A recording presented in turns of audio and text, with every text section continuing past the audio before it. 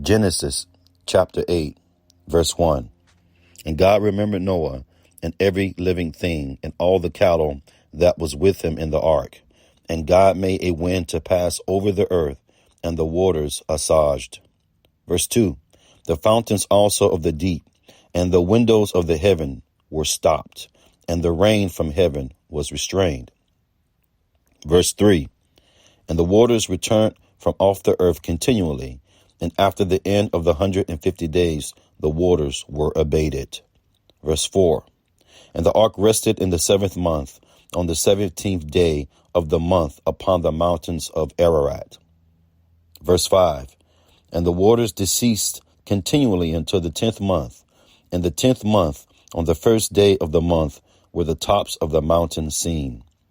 Verse 6. And it came to pass at the end of 40 days that Noah opened the window of the ark which he had made. Verse 7.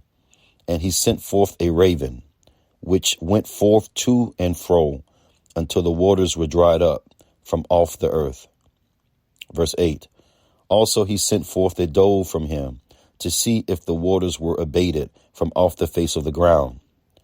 Verse 9. But the dove found no rest for the sole of her foot, and she returned unto him into the ark, for the waters were on the face of the whole earth.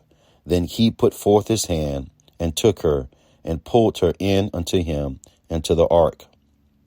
Verse 10. And he stayed yet other 7 days, and again he sent forth the dove out of the ark. Verse 11. And the dove came in to him in the evening, and lo, in her mouth was an olive leaf plucked off. So Noah knew that the waters were abated from off the earth. Verse 12. And he stayed yet other 7 days, and sent forth the dove, which returned not again unto him any more. Verse 13. And it came to pass in the 601st year, in the 1st month, the 1st day of the month, the waters were dried up from off the earth. And Noah removed the covering of the ark, and looked, and behold, the face of the ground was dry. Verse 14. And in the 2nd month, on the 27th day of the month, was the earth dried. Verse 15. And God spake unto Noah, saying, verse 16, Go forth of the ark, thou and thy wife, and thy sons wives with thee. Verse 17. Bring forth with thee every living thing that is with thee of all flesh, both of fowl and of cattle, and of every creeping thing that creepeth upon the earth, that they may breed abundantly in the earth, and be fruitful and multiply upon the earth. Verse 18.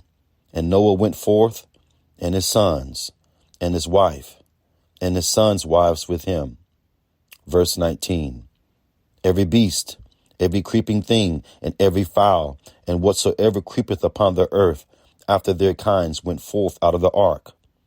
Verse 20. And Noah built an altar unto the Lord, and took of every clean beast, and of every clean fowl, and offered burnt offerings on the altar.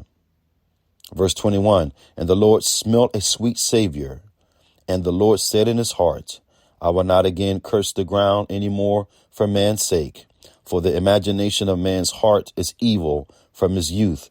Neither will I again smite any more everything living as I have done. Verse 22.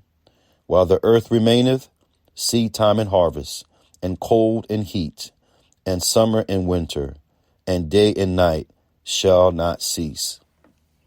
End of Genesis chapter 8.